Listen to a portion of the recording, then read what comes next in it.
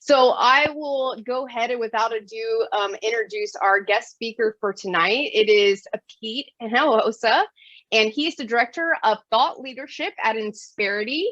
He's also the founder and owns his own business. So he's going to give us some tips on how to create our own side hustle or our own business if Okay. you ever wanted to. So we are very excited to have him tonight. Everyone give him a quick round of applause. And we look forward to hearing what you have to say tonight, Pete. Okay, if you could, if you'll stop sharing, I'll share my screen and we'll get after it. All right, sounds good. 1 second though. Pete, I'm going to pop the links to the shareable items in the chat now. All right, perfect. And share and back over here, and we are good to go. All right, so if you have video, I'd love to see your face. I mean, I don't know if you're just not showing, your video because you're somewhere that's public or whatever or something like that.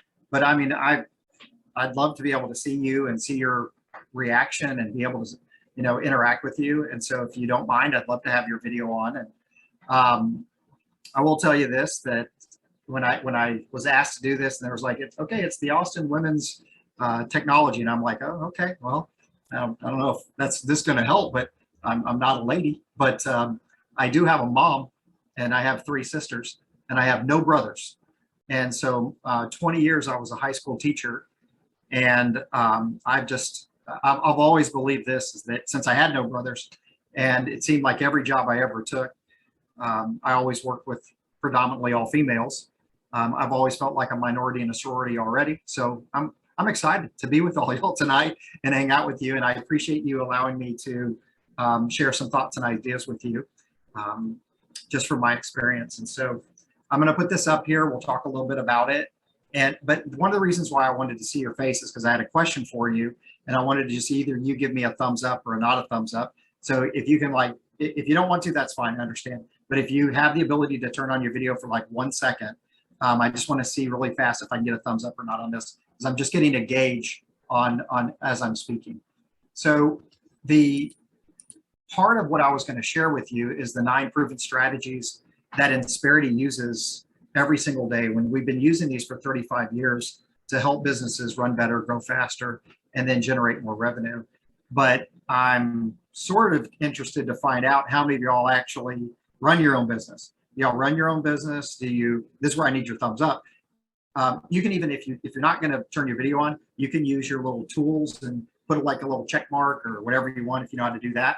But just go ahead and give me a thumbs up, everybody that either you're running your own business, you're part of a small business, you're trying to create your own business, right? You're doing something to try to create your own business. Okay, let me see everybody's thumbs up to see who all is doing that.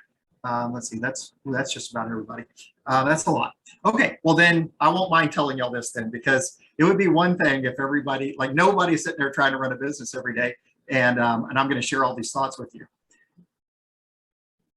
When they asked me to speak about this, they said, could you share a little bit of your story and a little bit of your journey of how you created a business? Now, what I want to share with you is this, is that you really got to own it. You have to want to run a business. And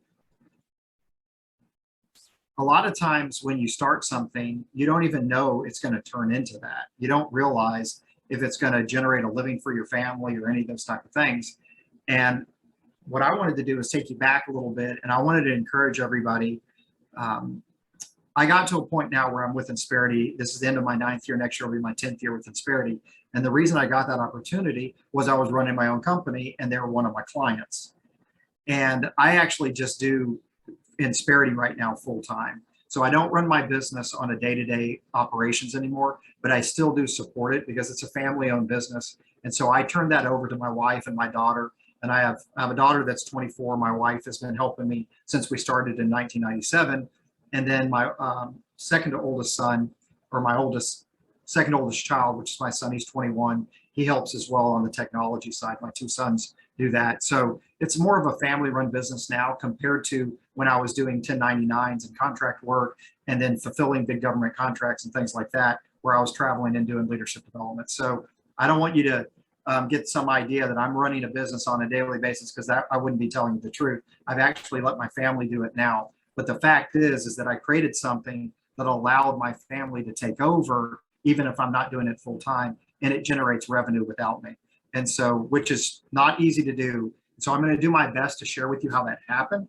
And I'll do my best to share with you how Insperity comes in. And if I would have known what I know now 10 years later, when I was trying to run my company, of all the things Insperity does, wow, it would have been such a huge leg up for me to run a organization where I could have attracted top talent. I could have acted like a Fortune 100 company, and I could have only had 5 to 10 employees. So I'm going to give you some insights on that. Let me take you back for a second. So I put this up by Simon Sinek. If you've never read this book, please do.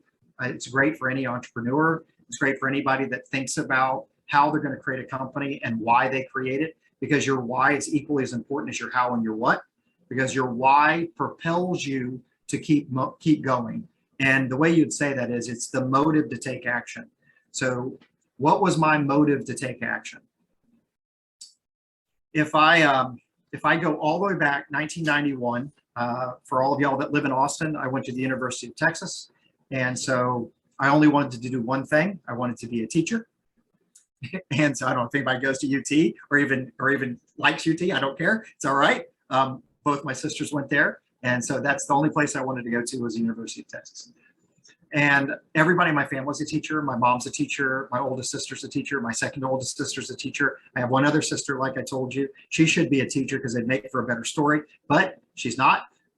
My grandmother's a teacher. My great-grandmother and her 2 sisters were teachers. So we started teaching as a family in the state of Texas in 1916. And we haven't missed a single year of teaching youth since 1916. So for more than 100 years, and I used to put this up on my website when I was training and teaching full time, is that we have a 100-year legacy of trying to make a difference in kids' lives. And I had no intention of ever running my own business. I had no intention of turning this into something. I had one intention: be a really, really good high school teacher.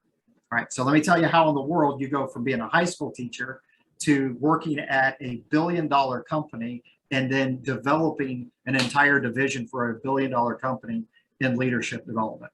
Okay, here's how it works. So I'm going to put this next one up here because I don't want you to forget this. Y'all see this little guy? And he's sitting there trying to go for his goals and dreams. Y'all see this? Everybody, little thumbs up. Okay, hold on to that thought, because 1991, I start teaching. And my degrees are both in science. I have a degree in composite science and education, so I can teach anything from 6th to 12th grade in any science, and it's literally any science. And then I also have a degree in biology because I wanted to really understand what it was like to teach at a higher level. So I have those 2 degrees from UT. I worked on a master's in marriage and family counseling, and the only reason I did that was because of what happened to my life as I tell you the story. So I started teaching in 91. I'm teaching physics and chemistry my first year. And I always say the same thing: whatever you're worst at, that's what they start you at as a teacher. If you can't do it and you're going to ruin kids' lives, then go ahead and put that teacher in that position, because we're going to sit there and just really hurt anybody's chance of learning that subject successfully. So I started teaching physics and chemistry. And those are my minors. My major is biology. I have a degree in that, and that's what I should have been teaching. But they're like, we don't have any biology openings. We only have physics and chemistry. I'm like, well, I can't wait to ruin some kids' opportunities for science. But okay, let's get started. So I start teaching physics and chemistry, and to say that I was hoping to be a really great teacher was an understatement. I wanted to make a difference, and I wanted to not dishonor my family, because everybody in my family taught in our school district. If you're from Texas, there's a little town called Humble, Texas, and it's near the Intercontinental. And so I worked for Humble Independent School District. I taught at the high school that I went to, which was Kingwood High School. And I grew up in Kingwood since I was 2 years old. My dad's passed away now, but my mom still lives in the same house I grew up in when we moved to Kingwood when I was 2. So I got a lot to live up to because you could throw a stone and hit somebody in my family that was a teacher. So they're expecting big things out of me. So I start teaching, and I remember the first time I made one of my students hyperventilate, and I immediately got a good parent-teacher conference. That was good because I couldn't do stoichiometry and balancing equations well, and I messed it up and had one young lady just literally hyperventilate in my classroom because I kept messing up how many carbons and hydrogens and oxygens there should be on either side. I got better, by the way. Okay, no, I didn't lose any kids, but I did have a couple hyperventilate, not a couple, just that one. I exaggerated. Okay, so now I'm doing everything I know how to do and trying to make this more real. And then because my background, I did martial arts, I thought, you know what I could do? These kids won't pay attention to me at all. I'm going to just tell them at the end of every class, I'll do some martial arts for you. I'll like do a throw, or I'll do something, or break your wrist, or do something to show you something cool. So you guys will at least focus and pay attention for 30 minutes so I can teach something. Okay, I don't recommend that as like a way to do stuff, because then you start assaulting your students. That doesn't work out well. First kid that tried to hit me and I punched him in the face, I just slapped him. And of course the kids were like, oh, okay, so this is being, I hope it's not being taped. Is it being taped? Yeah, it's being recorded. I forgot. Okay, well, nobody will know now. That was a long time ago. But this poor kid was like, whoa, I didn't see that coming. I was like, that's because you're slow and you're dumb and you're in 9th grade and you should get a life. Stop trying to hit your teacher. So I just was doing my best. And one of the young ladies, this is about 7 to 8 weeks into my first year of teaching, one of the young ladies comes up to me and she says, do you mind if I talk to you after class? And I was like, yeah, sure. Yeah, no problem.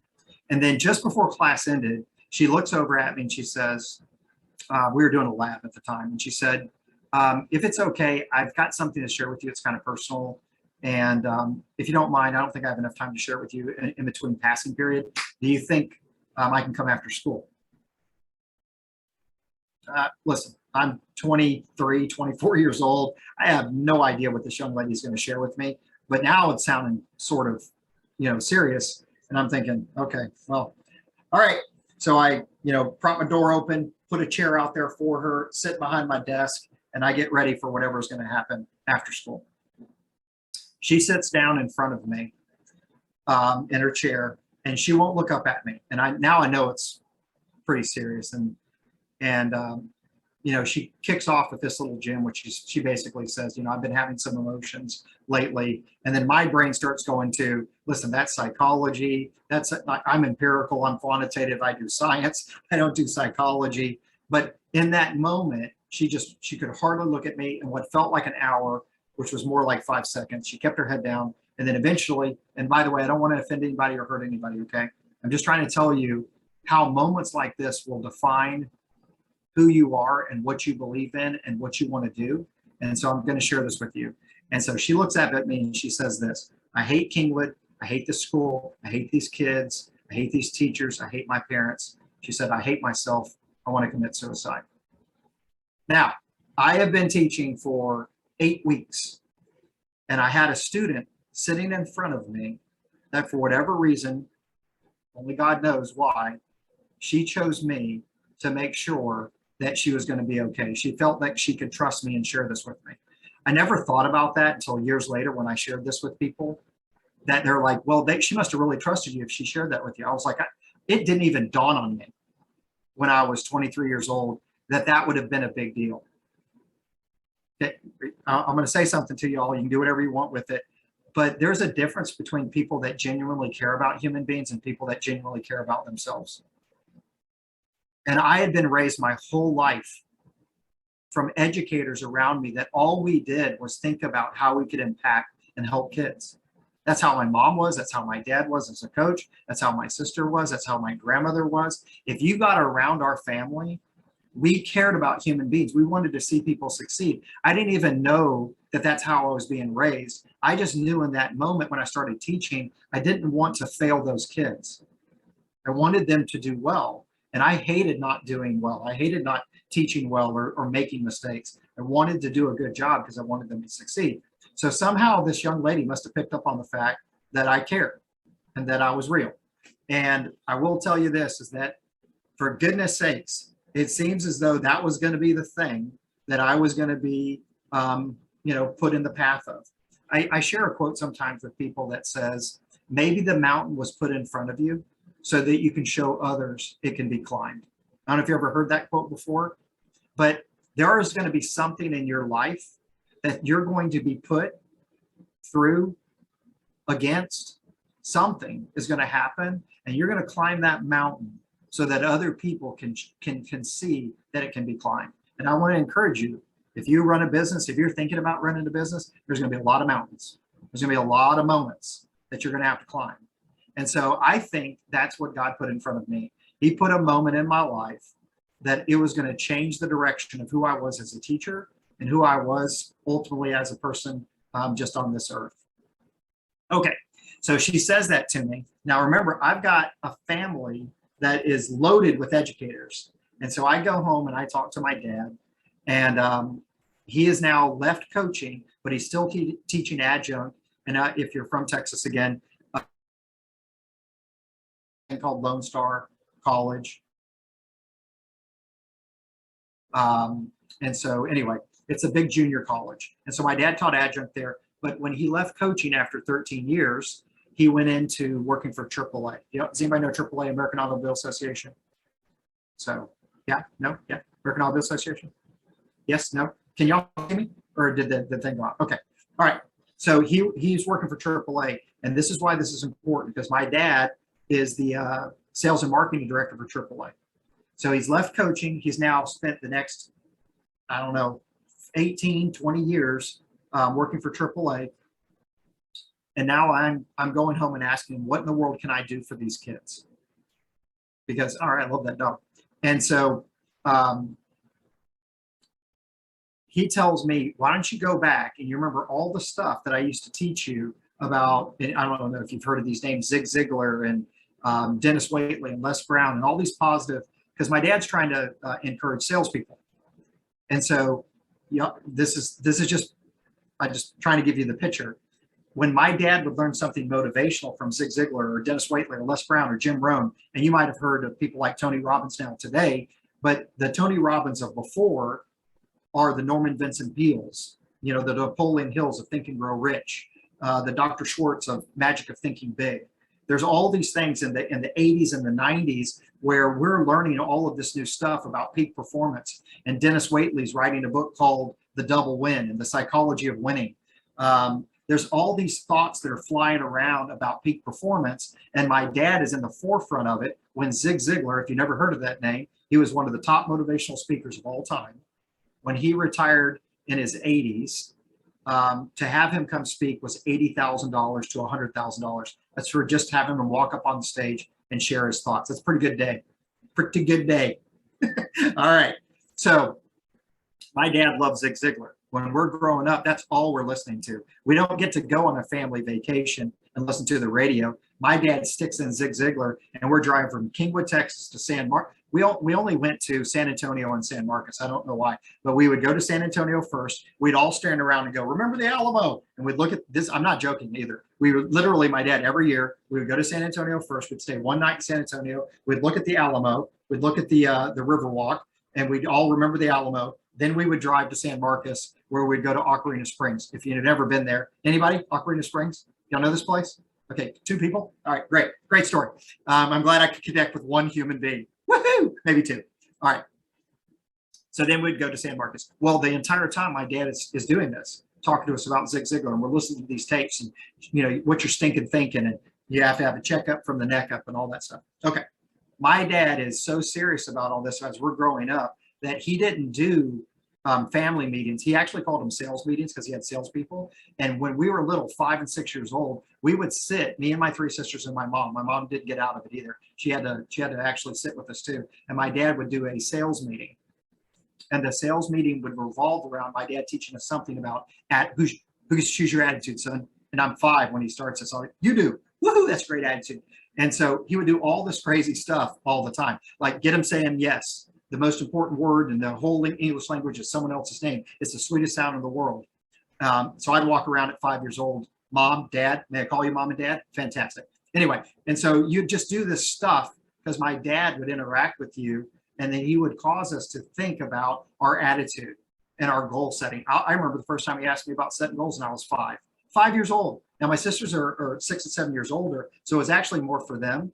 But then, you know, you're 5 and your head goes, what's your 5-year plan, son? And you're like, I'm 5. I don't know. I'm getting some cheese toast tomorrow. I'm going to play outside in my Tough Skins that I'm going to get from Sears. I have no clue.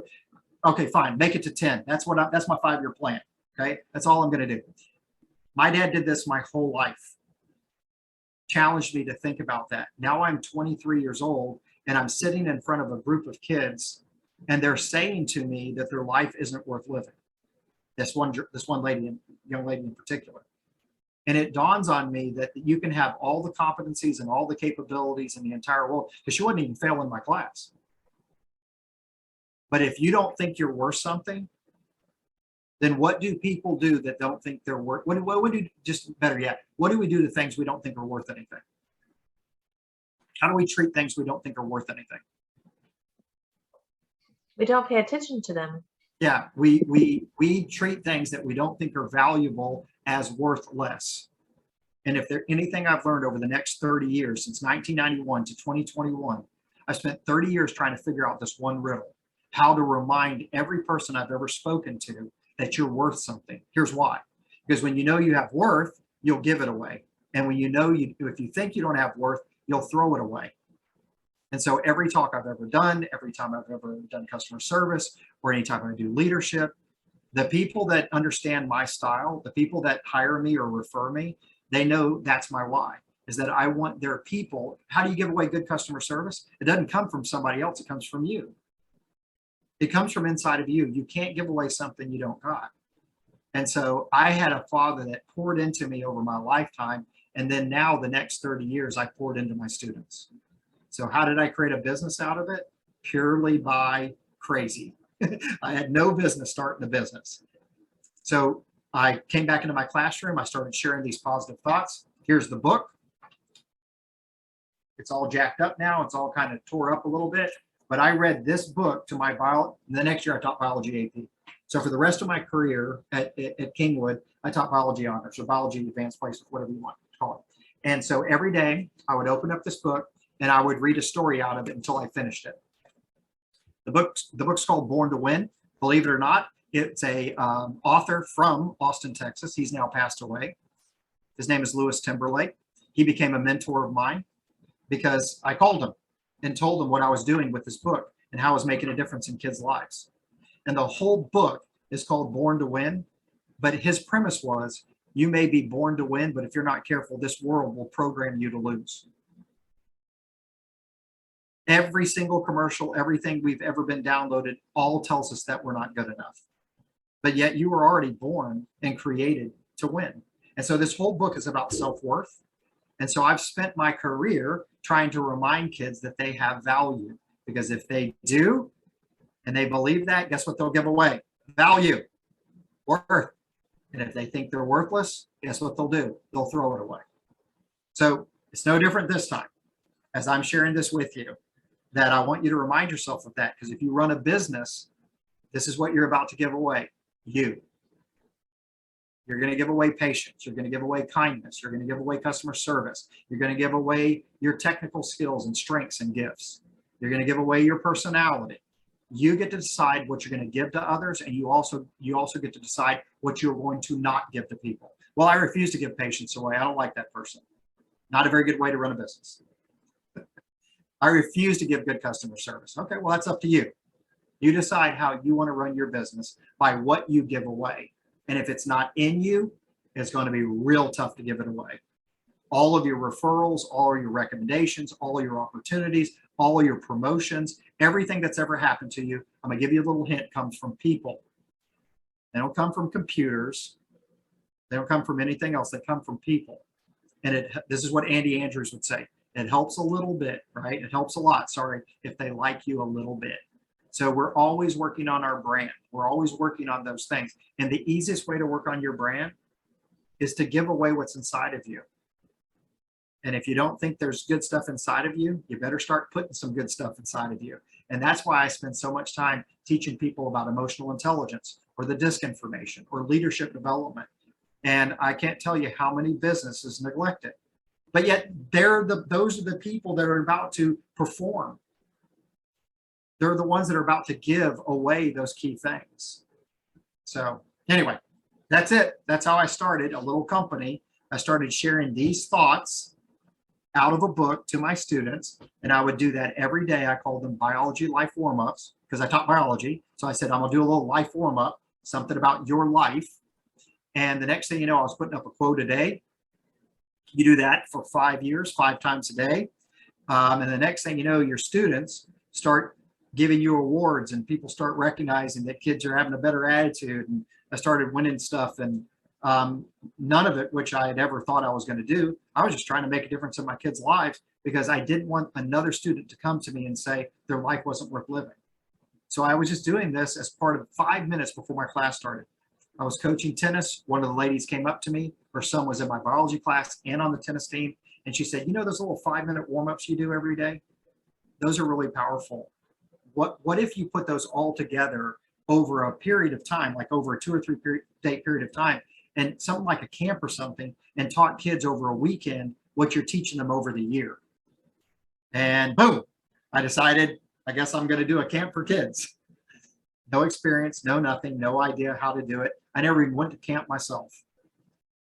But yet my wife and I sat down and I said, you know what, I'm going to do this and I'm going to figure out how to do it. And once you start running a camp at a campground and do canoeing and ropes course and all those other things, there's all kinds of liability. There's all kinds, you got to hire little camp counselors and staff as you get bigger and all kinds of stuff. But the most important thing was I had a dream to make a difference in kids' lives. Okay, that's it. That's how I created my company. Real quick, any quick questions, thoughts, ideas before I keep moving on? How's everybody doing? Feel okay? Yeah. How did Doing great.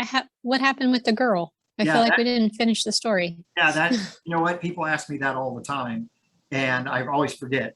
So thank you for asking me. She, one of the things in education is that you actually, if a student says that to you, by law, you've got to help them. You've got to give them, you got to tell the counselor. But the second thing was that unbelievably, for whatever reason, remember what I said? Sometimes you're given a mountain to climb so you can show that others it's possible to climb that thing. I can't tell you the whole story. It would be, y'all lose your mind as I went through the whole story of how this occurred. But I was in Austin, and when I was in UT, my dad and I, who I loved as my mentor and my coach and everything else and my favorite person in the world, by the time we were 17 or 18, time I was 17 or 18, I hated my dad so bad. I couldn't take another thing from him. Our personalities were so opposite and different that, and this is why I went through all these certifications and personalities. When I realized my personality and my dad's personality were opposites, I could not get enough of the personality information. And I've spent my career teaching that and then putting that as part of infrastructures and companies. But that came from my dad and I's broken relationship. So when I was in Austin, I struggled with my own self-image. And this is what I'm trying to share with you. There are things that are going to happen in your life that you're so built and bent towards of helping and blessing other people with and solving that problem for them. Your natural gifts and strengths. You're organized, you're detailed. You see other things that other people don't. You have the ability to look into the minutia of things that other people wouldn't even, they'd fall asleep the second they looked at it. Every one of y'all has a skill set and a strength that will make you perfect for that part of your business. You remember what I was saying a second ago, but there's other areas that don't even try to figure that out.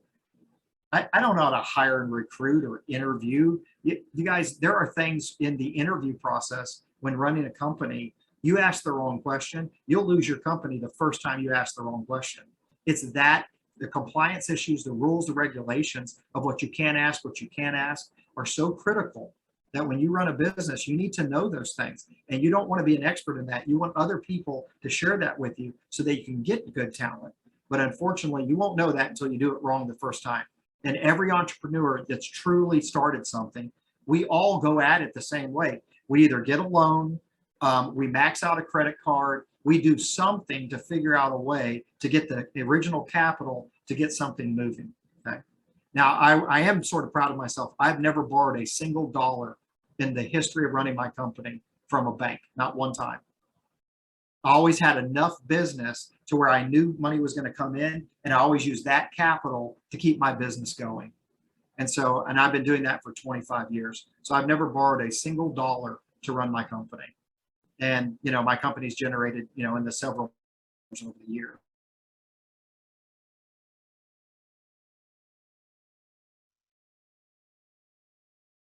She didn't commit suicide. But that moment projected me throughout that process. Any other quick ones? I wanted to share one more thing with y'all about business before I share with you our 9 core strategies. But any other questions, thoughts, ideas, real quick? Okay, so I'm going to say this one last thing. I was doing that on the side all the time. So I was a teacher, then I was an administrator, then I was a teacher and an administrator, then I went to seminary, then I was a youth pastor and a youth, then I wanted to start my own church, kids and everything else. And then in 2009, I decided, after teaching for nearly 20 years, and I kept doing it for 2 more years to 2011, so it finished off my 20 years. But in 2009, I went full time starting my business. That means my wife quit her job, I quit my job. We have no insurance, no nothing. I either make this work, or me and my 3 kids at that time don't eat. And that's a good moment. That's a good moment, because you really want to go for it then. Now all the other times are just gravy, because I have a job, I have insurance. She has a job, she has insurance, all that good stuff. Okay. I wanted to encourage you on this one thing, because the very first thing I ever did to run my business full time, and I've been making anywhere from $50,000 to $100,000 on the side every year at this time. So I was thinking, I think I can replace our salary between the 2 of us, because we're both teachers. I had to get to about $130,000 to replace both of our salaries. So I thought, you know what, I can do this, and I'm going to go for it. And I got a $125,000 contract from a school district to start my business full time. I go to implement. This is June. I've now quit my job in July. My wife has quit her job. Both of our teacher salaries run out, and now I'm going to go start the very first day of running my company. Okay, 2009. Anybody remember what 2009 was? If you don't, it's a pretty good financial crisis. And so I start my company full time, 2009. I drive to the school district that I was just working for. They had agreed to this contract, $125,000. And I go to implement it. I walk into the administration building, in which I just left 2 months earlier. And now I'm going to go start executing this contract. Hey, Pete, how's it going? What are you doing here? Well, I thought I was going to be executing this contract. And so what's going on? Oh, you need to go talk to, and her name was Jerona. Go talk to Jerona. And so I go into that office, and guess what my very first day of starting my own business was? They let me know that they had decided they weren't going to honor that contract. So I went from a $120,000 contract that was going to take care of my family to $0 in a 5-minute span. That was the first day of running my business full time. You like that opportunity? Woohoo! That's a good one. That's a good one. Now, I'd spent all this time making extra money on the side and doing all this stuff. And now I realize that if I don't get my act together really fast, I am going to put my family into dire straits. And I got basically a month and a half to figure this crud out. Okay. Or I'm going to run out of all my money, because I thought I was going to get this. So my first entree into business was losing a $120,000 contract and then wanting everybody telling me I should sue the school district for doing that to me. It's such a great way to start your business. Okay. Do you see this, this thing up here that I shared with you? Never give up on your dreams. Do y'all see that? All right. Yes. So here it is. I'm going to pull it all together, and then I'm going to share with you the 9 core strategies. So I start the process of driving home and trying to figure out how I'm going to tell my wife that we don't have any money and that I just lost this contract. And as I'm driving home, I'm thinking about all the other things that I've learned in my life and what I've experienced. And, you know, golly, I should be able to do this. What am I thinking? But that's not what was really going through my head. I was really upset. And what I want you to understand is that when you start a business, there's going to be moments like last year when full businesses had to literally shut down. didn't know if they're going to make it from day to day, didn't know if what was going to happen was going to, they're laying off people that they loved and cared about. That pandemic has put a hurt on a lot of little small businesses. And so I just want to share this with you because I want to try to encourage you that if you're going to do something like this, you're going to have what I'm going to call nothing but optimism. You can have realism, you can have pessimism, you can have all those things that you want. But if you want to run a business, you better find a way to be optimistic, because there's going to be moments like this that are going to happen. And then remember, then you're going to have to go back to your why. You're going to have to go back to why you started this to begin with. Last year, during the pandemic, I was getting asked by our Insperity, come and talk to the new people, the BPAs, the new, the people that are going to start their job. Come talk about their why. And I thought to myself, how in the world am I going to talk to people about their why and what's meaningful to them and their purpose and their calling, when people are literally, their businesses are going out of business. People are losing their livelihood in real time. And I'm going to have to go try to muster up an inspirational talk about your purpose and your calling, and don't get, and I was thinking to myself, this is the dumbest talk I'll ever do in my whole life, until I reminded myself of that day in 2009. Now,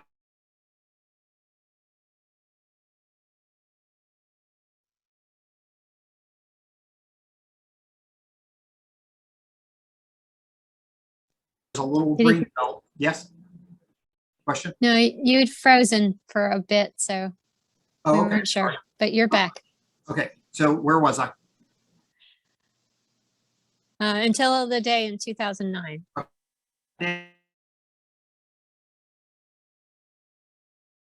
As business owners, that you're going to run into this moment. Okay, every one of us. Optimism, as Paul Servati says in his book, Take Care of You.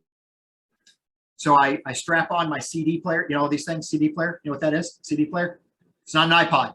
It's not an iPod, CD player. So I got a big CD player right there on my hip, and I put my CD in of Zig Ziglar talking to me about goal setting. And I'm pretty mad at Zig right now because he's super positive and he doesn't understand what's going on in my life. And now I'm walking down the green belt towards the lake. And as I'm walking down, Zig starts doing his thing, which is, you gotta set your goal on your plan, and you gotta check your attitude, you gotta check it, you check the from the neck up, the check up from the neck up. And he's saying all these things, and I'm just frustrated with Zig Ziglar. I'm like, no, you don't know what I'm dealing with. I just lost a $120,000 contract. I can't take care of my family. Positive thinking ain't gonna do it. Optimism ain't gonna help me. And that's what I've been teaching up until that moment.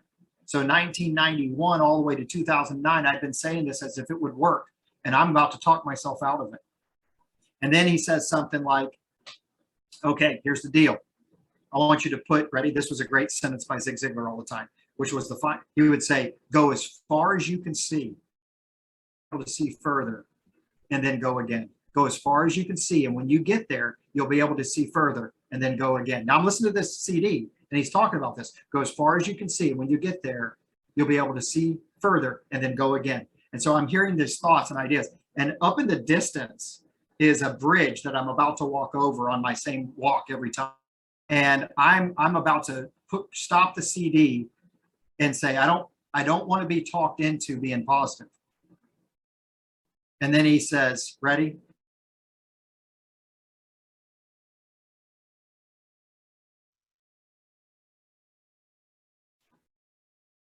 Now, you guys don't know my life. It's no big deal. But the reality was, when I went to seminary, I had people that poured in, each one of them, to help me survive through that. My wife and I. So Pete, Yes. I'm sorry to stop you, but you said, are you ready for this? And then you stopped. You froze. We didn't hear what he said. What did Zig Ziglar say? What did he say? I'm not sure why. Is it part of the connection? Because I apologize for these these little phrases, because I'm not seeing an interruption, and so I'm so sorry. But what Zig Ziglar said in that moment was, when the outlook doesn't look good, try the uplook, because it always looks good. Did everybody hear it that time? Everybody hear it? When the outlook doesn't look good, try the uplook. And I was about to walk across this bridge, and I thought to myself, okay, I'm going to throw this CD player in the water. If he says one more positive thing to me, that's it. I'm throwing it in the water, and then I'm moving on, because I'm going to sue the school district. And then he said it, you know, when the outlook doesn't look good, try the uplook. And I thought, well, what am I doing right now? You know what I was doing? I was looking straight down. I wasn't even looking out. I was just looking straight down.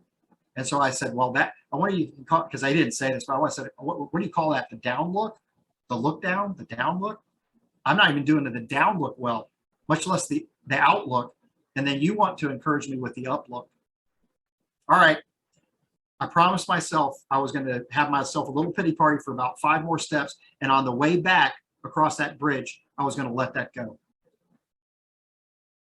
I want to share this with you. You have no idea all the stuff you'll ever do in a business, but when you go serve people, when your business gets slow, when you're not getting what you want, you go out there and you make a difference as much as you possibly can. Even if you're not generating money or anything else, you need to stay visible in your business.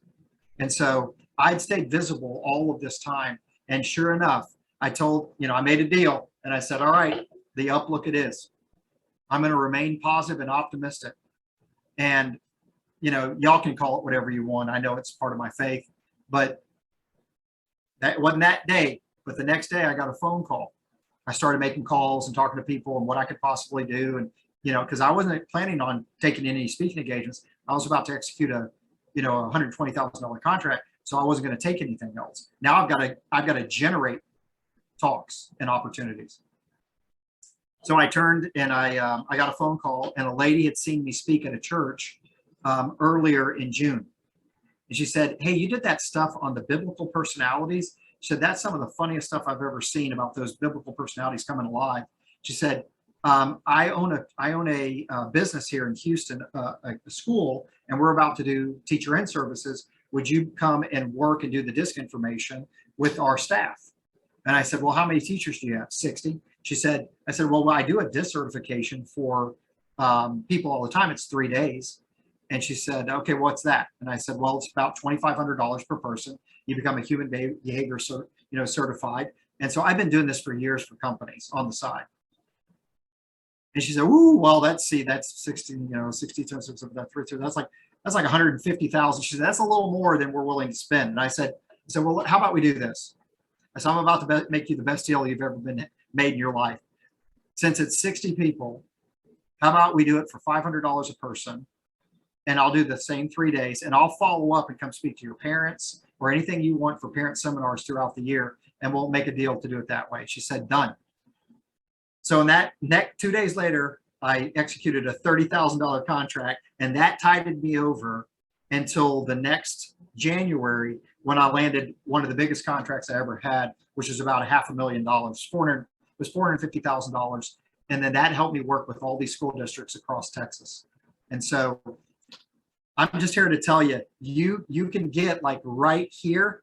Y'all see that? You get like right here and give up on your dreams and goals, only to realize that one more hit and you'd be there. Be pessimistic.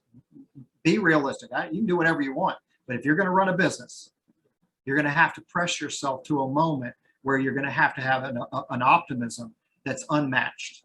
Okay. All right. That's it. There's the story. And so let me share with you a couple of key things about what we do. And I think this is what's so great. Thank you for that one little, I don't know what that, I think is that a clap? Is that a clap, Heather? All right. Thank you, Heather. And so a couple of years ago, I got to go, thank you to whoever gave me a little clap. I got to go to the Disney Institute for Insperity. And one of the things I learned about Disney is that they do stuff that nobody else does. And boy, they charge a lot, so they must be doing something pretty good, because people can't wait to max out their credit cards for a trip of a lifetime. And so, but it was this one sentence that caught my eye. It says, "We have learned to be intentional where others may be unintentional." And so, I want to share with you a couple of key things about what we do and how we do it, so that you can see that you don't have to be an expert in everything. There's a company that thinks about you as a business and allows you to look at these strategies. And here's the deal: whether you ever do business with Insperity or not, this is our mission. to help your business succeed so that the community ultimately prospers. Our mission is to help business succeed. Our purpose is when we help every business succeed, is that the community automatically prospers from that. And let me tell you, every time you're successful at running a company, I promise you, your community does better. Every time, all the new headquarters that are built there in Austin and the new jobs and everything else, every time a business succeeds, the community changes, direction. I just want y'all to remember that. When you go for a goal and a dream like that, you're changing the community that you live in.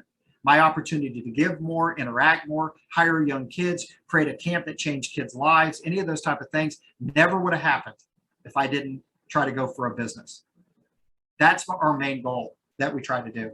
All right, so you have a handout that we gave you. I'm going to teach you the 9 core strategies that we use, and I'm going to do these pretty quickly because I've got about 18 minutes to get it done, and it shouldn't take me more than about 15. All right, is everybody good? You have a handout, it's got this information on it, and you're just going to fill in our 9 core strategies, and then you can use these strategies anytime you want to help your business be more effective. All right, here we go. So I'm going to teach you 3 anchor points that we use all the time. I'm going to teach you the 9 strategies, and then if you want to learn more about that, I'll give you a little thing to follow up on, and you can ask Debbie for help, or any of us to help you. All right, we do a system called, and this is how I look at it. We look at 3 parts, and the first part is, how do we streamline your processes? Every business has processes and procedures, and we want to help you streamline those processes. And you need to be thinking this way. When you sit down as a company, any process you have, any strategy you have, let me go to the next one and show you, any product, any system, any strategy, any tool, anything you do as a service, there's a process to it. And so when you're running a company, half of the battle is trying to figure out what the process, what the procedure is, what we're going to do in order to get the very best results. Well, that's what we're really good at. We have an opportunity to help you streamline your processes in small businesses. And then from there, we want to minimize all the risk. Well, what's the risk? The risk is if you're running a business, you're going to run into rules and regulations that are a risk. You're going to run into liability and compliance issues that are a risk. Remember what I told you a second ago? You're about to hire somebody or recruit somebody to your team. Now, here's the scary part. You've got to know the rules and regulations on hiring and a hiring manager. You've got to get your manager up to speed so that they're successful. Now, do y'all know that? Do y'all know all the rules and regulations and what you can say and what you can't say? If you're running a company and you've just maxed out your credit cards and you've spent 2 years on your own getting your company where it can generate enough money to now hire a human being, and then you go to hire somebody that's outside of your family, you've just opened yourself up to some incredible rules and regulations and compliance issues. That's one of the hardest parts about running a company. If it's not your expertise, you need to have somebody that is an expert at it so that you don't run into something that might hurt you or might cost you your company. Okay, that's just the easiest way to put it. So you minimize the risk to people, to time, to resources, to money. I remember thinking, how in the world am I going to market my company? How am I going to possibly market it and get kids to come to camp? Well, I did what everybody does. I put an ad in the local paper. That cost me $400. I don't know if that seems like a lot to you, but $400 to a teacher that was making $22,000 a year felt like a lot of money. You have to generate $400 at the hope that somebody's going to sign up for your camp that's only going to cost $300. So, and then, 200 of it's going to go to all the expenses of the camp, and you're going to collect 100. So I'm in the hole now for $500 if one kid shows up. Okay, all right, that sounds good. Sounds like fun. So what did I do? I put the ad in the paper. Guess how many people gave me a call? 0. All right, that's fun. $400 down the drain. If you don't know how to market, that's why you hire somebody that's in marketing. But at the same time, why would you spend your time and resources and money trying to figure out something you're not good at? So that's one of the things to think about as a company. It is any of our systems or processes or procedures, how do we streamline them? How do we minimize the risk if we do that? And then finally, how do we maximize our people? How do we go around and get high engagement and the magic of a discretionary effort and create a culture that has values and all that good stuff so our people can't wait to come to work? Now, if you're a small business, here's the funny thing. You're going to have a much more vested interest in your business than the person that you're hiring, because it's your goal, it's your dream, it's your love, and you put all your money in order to do that. And now you're going to hire somebody and they're like, well, you know, it's a paycheck. Oh God, no. Oh, please no. It's not a paycheck. The first time I ever went to a big convention, the backdrop that I had to purchase, just the backdrop so that I could be at a major convention where people might choose my company over a big competitor. The backdrop, that means that big area behind a table cost me $15,000. That's real cash, 15 grand. You know how much the table cost me? Because that was just the backdrop, $15,000, plus all the hardware and putting it up and getting it there and transferring it to Orlando, all the cost that it cost me there. And then the table itself cost me another 5 grand. Then the 2 people to run my table so that I could be there and talk, all the information and the materials I bought, everything. By the time I was done, I'd already spent 20 grand. I had made $1. That's real money, real time. And you have to think about, man, do I want somebody working for me that believes in what I'm doing as much as me? Because it's a lot of money to put on the line. All right. So we want to minimize that risk. We want to streamline that process, and we want to maximize our people. Those are the 3 areas. So if you're running a business, you can do this all the time. Okay. Remember what I told you? I started a division for Insperity on leadership development. Okay. You remember that? So why would they hire someone like me? Well, they had a process of managing and getting managers and leaders up to speed. We had 40 offices at the time. And so they wanted to streamline that process because we were about to go from 40 offices to more than 80 over the next several years. So they wanted to hire some. The risk was, if we open up an office and we don't do it well, this is what we found out at Insperity. We'll turn over an office 1.5 times when we lose our manager. We have 8 BPAs, 8 salespeople. If we do this wrong and we lose a manager, by the time we get that working again, we've turned over 12 people. Does that sound like something you want to do when you open up an office every single time? No, that's not a good idea. That's a bad idea. And so we were doing this experiment called take somebody, hire them from the outside, see if they'll make it. Take somebody from the inside, raise them up, see if they'll make it. But we had no formal leadership development. This is a $1 billion company and no formal leadership development. But that was my expertise. After all these years, I've learned how to put these programs together for companies. So they had a process called, let's put a manager in. They didn't want to risk turnover, opening up an office and losing that, that investment. So they wanted to try to figure out how to maximize their people.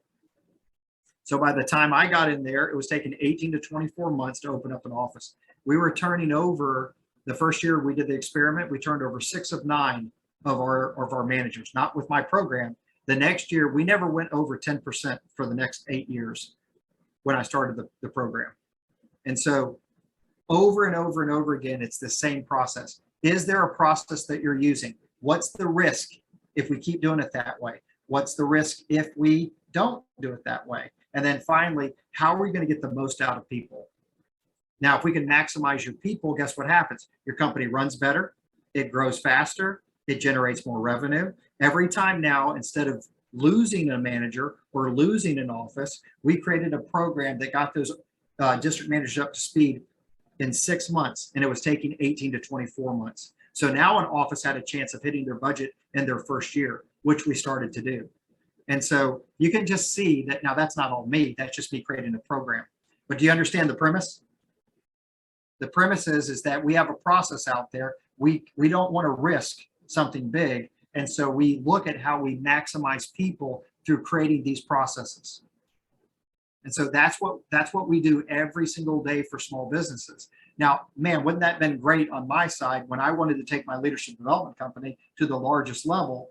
I didn't even know how to hire, recruit. I had kids that went to camp for me, and as they got older, I started helping them. I didn't understand workers' comp or liability. I mean, I could have gotten sued every single time I ever did anything. Thank God no kids ever got hurt. And I ran my camp for a long, long time. Didn't know jack about running a business. All right, so really quick, here's our 9 strategies that every business needs to think about. And I'm going to give you a mnemonic to remember it. And so I always say this is that when you're running a business, you need these strategies to bridge the gap from success to failure or failure to success. And so here they are. Here's the 9 strategies. So on your piece of paper, if you're filling them out, I created what's called a little mnemonic or a story, and you should be able to remember when I get done, or I'm a terrible. This is Pat, and this is Malcolm. And so Charlie, Pat, and Malcolm, or Charlene, Patricia, and I can't think of a Malcolm. So Mallory, we're going to go with Mallory. Doesn't really matter. But anyway, there's these 3 business owners, and they're going to implement these strategies. There's 9 strategies that we're going to implement. And so what are the strategies that every business owner needs to think about? By the way, it's all surrounded by that abiding faith and optimism I talked to you about. That's the 10th bonus strategy. So let's look at the strategies. The first one I want you to write down is you got to get your culture right. As a matter of fact, when you get your culture right, everything else falls into place. Who you hire, who you recruit, how you reward, everything, your leadership, your communication, all revolves around that original culture. When you create a best place to work, guess what other people want to do? Work there. Guess what type of employees that you have? They automatically attract other people like them. So when you get your culture right, everything falls in line from there. Okay, it's a huge strategy. So mission, vision, values, culture, all those key things to help your company run right. That's Charlie. C, Charlie is culture. Okay. H stands for hiring. CHRL. Charlie. CHRL. H stands for hiring and recruiting. I already told you this, but when you have the right culture, you also get the right people. So you'll hire the right people. People will be attracted to it. Your employees will start attracting people like them. So you'll learn all these hiring recruiting strategies to do that. Our next strategy we always put in place besides culture hiring, the next CHR, Charlie. R is recognition and rewards and compensation. When you're running a company, you have to figure out how to incentivize your people and reward them. You got to look at the compensation strategies that you're using. By the way, if any of y'all are running your company right now and you're wondering, am I paying my people too much or too little? We do a compensation survey. So you're trying to find out, my gosh, how do I pay these people? Heaven forbid you give them a promotion and somebody else then gets up. All these are liability issues of running a small business. You give them a promotion and someone's like, well, why'd they get a promotion and I didn't? Okay. Well, that's a compliance and liability issue, because if you don't have a way of tracking performance management, P, how you people perform, and you don't have a way of putting that into a program, then your people will say, well, they got a raise and I didn't. And then how do you know you have a career path? There's all these little strategies that we use every day to help a company succeed. Okay. And so if you look at that, first, we're talking about culture. Second,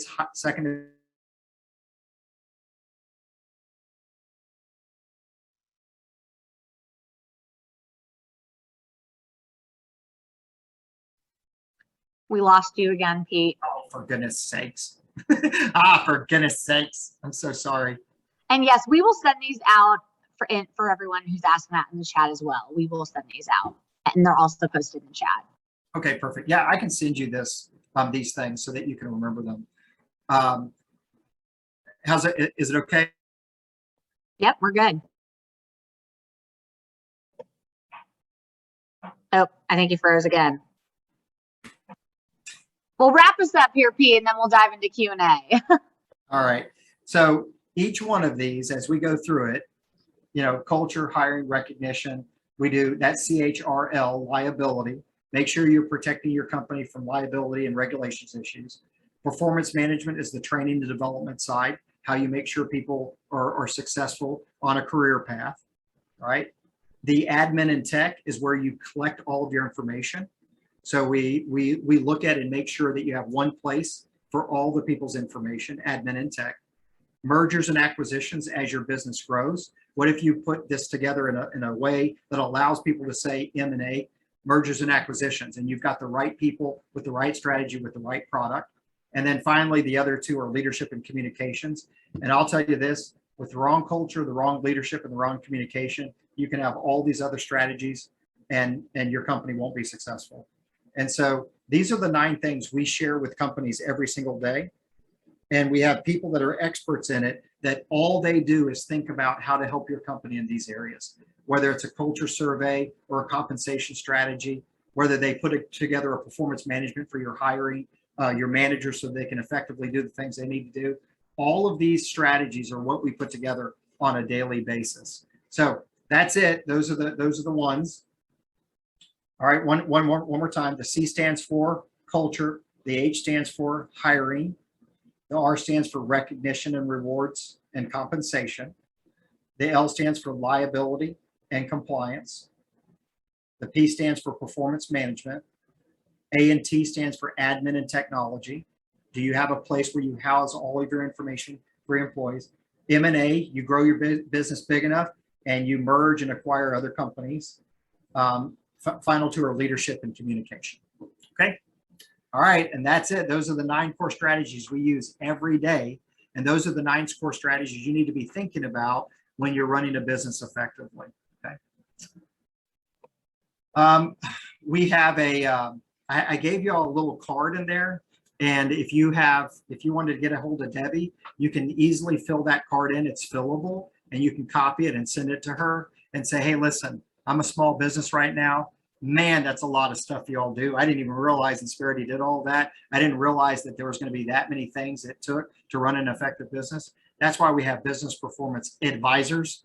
We become experts in helping small businesses. And again, whether you ever do business with us or not, our whole job is to make sure, just even like what I'm doing tonight, trying to help you think about how to run your business or think about it. And maybe you've never even seen some of these ideas.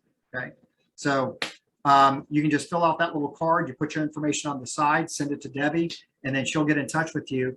And then, we can do some more exploration to find out if we can help you in any way possible. All right. What's questions? Questions? Yeah, what do people got? Feel free to unmute yourself or post them in the chat, but unmute and ask Pete directly. I know you answered a lot of them as we went, but. Pete, what's your favorite personality test? Well, my expertise, my where I wrote all my books is on the DISC information. And I don't have I'm not going to say like, oh, well, Myers-Briggs is this or extended is that or any of those type of things. My whole goal is to have people have something that allows you to understand other people. I just happened to the first one I ever heard was a gentleman speaking to us. I was in a group of like 10,000 people and I heard him explaining the DISC information. So that was the first one I was ever introduced to. And then as a teacher, I wanted to make a difference in my kids' lives. So I went to Atlanta. Again, you want to start a business, get ready to spend money. I put it on a credit card and I went and got certified for the first time. And I used that DISC information for the rest of my career. I ended up co-authoring a book with him. I wrote my own book about it. I write blogs about it constantly. I've spoken all over internationally about the DISC information. I have my own unique certification and training that I use. I don't do it anymore because, like I said, I'm still doing that. My children and my wife do that now, but I've certified a lot of people in that DISC information. Nice. Thank you. Sure. All right. What else? So I have a question about hiring and personnel. Sure. I have found that sometimes a kind of one bad player can really disrupt the culture of your company. Yeah. And yet it doesn't really seem like there's a good way to measure as in performance indicators, like whether or not somebody is a good culture fit. Like how do you, that's a good one. How do you, appropriately coach or potentially fire for not fitting in culture? Well, that's a lot. Okay, that might be like, or you call me afterwards and we talk about a little bit. I'll give you a the short skinny on this. The principle is every time you hire somebody or every time you put somebody new on a team, it changes the culture every time. So every person brings their own unique skills, strengths, gifts, struggles, strains, everything to every environment. And you remember what I said is it Nicole, right? Nicole? So remember what I said a second ago, one of the reasons why Insperity tends to be not just at our headquarters in Kingwood, but tends to create best places to work all over the country. And our clients end up being best places to work is because they utilize these strategies that we're talking about. So one of the first things is that, and these are going to be simple. Okay. They're going to go, oh my God, are you serious? That's what you're going to say. Are your job descriptions accurate? Right. Do you have an accurate job description? What's your onboarding look like? When you truly do have values for your company, those values create the behaviors that you look for. Now, one other thing, you strengthen those values and that culture by rewarding and recognizing according to the values, not just in general. Don't just reward people according to the task and results. That's okay. But what you do, if you want to see more people like-minded, Insperity is really good about showing their clients how to reward and set up recognition programs according to values. That's exactly how we do it. Everything I share with you, we do first as a company, and we've been doing for 35 years. And all of our clients, we're giving them the tools, the processes, everything that we do every day to create a best place to work. And so that's another thing we do. We actually create the recognition and rewards according to the values in which we hold most dear. So as a manager or a leader, I'm not allowed to recommend somebody for our most valuable player or anything like that unless it matches one of our core values. So you want to do that. And the reason I told you about the job description and the onboarding process is because you'll be shocked with a small business how often they'll hire somebody and say this is their job, and they'll say this is my resume, this is what I'm good at, and then they get hired, and the next thing you know, they're doing a job they're not good at. Or they're filling in for somebody, or that person just got fired, and the next thing you know, they're doing their job too. You want to talk, you will get people really worked up in their first year or two if they're not using their strengths and gifts, which goes back to, I think it was Elsie, was it Elsie? You asked me about the instrument, the assessment. Was that you? Yeah. And so you asked me about the assessment, and that's why I like to understand people's natural gifts and strengths, their assessment. We use that for all of our employees.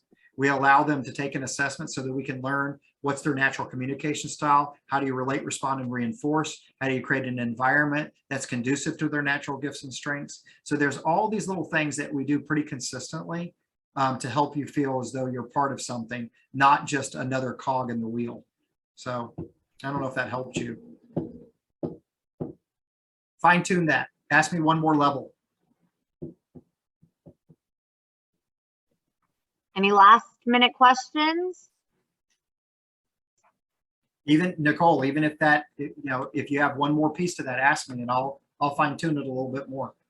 Oh, that's okay. I should give somebody else a chance to ask a question. Okay. Jackie just posted it in the chat and it went direct message to me, but Jackie said, if a company does not have documented processes, what is the best way to fill in that gap? Okie dokie. If they don't have documented processes, the best way to fill in that gap is the simplest answer on the planet. You better do it. You better start creating them.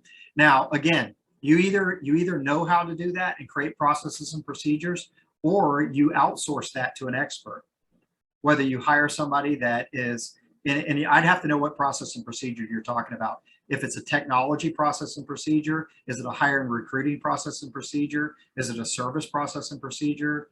Is it a sales process and procedure, right? Is it there's like 14 gazillion processes and procedures that a company has to think through. But if you, I'm going to say in general, if you don't have a process or procedure, list out the key areas of your company. Think about what I really liked what Beverly taught me. Objective key results are. Your objective key results. What's the value behind that? What's the driver? Why in the world would your business want that? What's the ultimate goal of that? And then say to yourself, okay, if that's our goals, if that's the thing we're trying to reach, that's the outcome we're trying to get, then what processes are we going to put in place to get that more productively, more effectively, more efficiently, whatever it is. But yeah, that's just hard work. Every company just has to do the hard work of creating their processes and procedures. So I just want to jump on and say processes are way underrated on how much weight they carry in terms of effectiveness of an organization. I'm a big believer in refining the process before the technology, before the people. I mean, look at the process, and generally that's where your issue is. Yeah, you've got two parts, right? You've got the process and then the people. Yep. The people implement the process. So when Right. you get a bad process, your people are less effective. Remember what I Yep. said? Streamline the process, minimize the risk to a bad process. That way you're maximizing your people. The worst thing to do is have terrible processes that increase risk, that cause your people to be so mad on a daily basis, they have to do it that way, that they repel human beings on a daily basis. So, and that's why that first part is so important. Streamline your processes so that you minimize risk, so that you get the most out of your people each day. Bad processes, bad impact on people, lots of risk.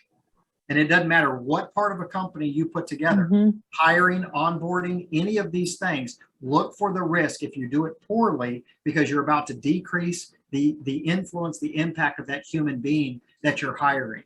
And people, man, do we get upset when the processes and the procedures and the way we get paid, our commissions, it doesn't matter. You can pick anything.